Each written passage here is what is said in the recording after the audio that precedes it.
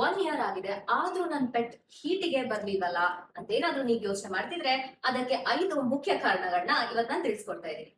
ಎಲ್ರಿಗೂ ನಮಸ್ಕಾರ. ನಾನು ನಿಮ್ಮ pet doctor Priyanka. Pet related ಮಾಹಿತಿಗಾಗಿ ನನ್ನ ಪೇಜ್ ನ ಫಾಲೋ ಮಾಡೋದು ಮರಿಬೇಡಿ. ಮೊದಲನೆಯದಾಗಿ ಸೈಲೆಂಟ್ ಹೀಟ್ ಅನ್ನೋ ಒಂದು ಕಾನ್ಸೆಪ್ಟ್ ಇದೆ.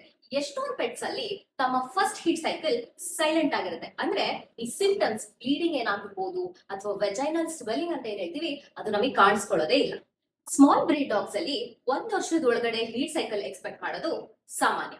ಆದ್ರೆ ಲಾರ್ಜ್ ಬ್ರೀಡ್ ಡಾಗ್ಸ್ ಅಲ್ಲಿ ನೀವು 14 to 24 months ಅಲ್ಲೂ ಸಹ ಎಕ್ಸ್ಪೆಕ್ಟ್ ಮಾಡಬಹುದು. So expecting heat cycle at a wrong age is also a reason. ಮೂರನೇ ರೀಸನ್ ಪುವರ್ ಬಾಡಿ ಕಂಡೀಷನ್ ಅಥವಾ ಲೋ ವೇಟ್. ಇದು ಮಾಲ್ ನ್ಯೂಟ್ರಿಷನ್ ಇಂದ ಕೂಡ ಆಗಿರ್ಬೋದು ಅಥವಾ ಪ್ಯಾರಾಸೈಟ್ಸ್ ಇಂದ ಕೂಡ ಆಗಿರ್ಬೋದು. ಹಾರ್ಮೋನಲ್ ಇಶ್ಯೂಸ್ ಇಂದ ಕೂಡ ಹೀಟ್ ಸೈಕಲ್ ಡಿಲೇ ಆಗುವಂತ ಸಾಧ್ಯತೆ ಇರುತ್ತೆ. ಓವರಿ ಅಥವಾ ಥೈರಾಯ್ಡ್ ರಿಲೇಟೆಡ್ ಸಮಸ್ಯೆ ಇದ್ರೆ ಇದನ್ನ ನೀವು ಎಕ್ಸ್ಪೆಕ್ಟ್ ಮಾಡಬಹುದು. ಇನ್ನು ಕಟ್ಟ ಕಡೆಯ ಆದ್ರೆ ಮುಖ್ಯವಾದ ಕಾರಣ, ನೀವು ಯಾವ್ದೋ ಪೆಟ್ನ ರೆಸ್ಕ್ಯೂ ಮಾಡಿರ್ತೀರಾ, ಆದ್ರೆ ಅದ್ರ ಹಿಸ್ಟ್ರಿ ನಿಮಗೆ ಗೊತ್ತಿರಲ್ಲ, ಅದರ ಗರ್ಭಕೋಶನ ಆಲ್ರೆಡಿ ಅವ್ರ ಪೇರೆಂಟ್ ತಗ್ಸ್ಬಿಟ್ಟಿರ್ತಾರೆ. ಐ ಹೋಪ್ ಈ ಮಾಹಿತಿ ನಿಮ್ಗೆ ಉಪಯುಕ್ತಕರ ಆಗಿರುತ್ತೆ.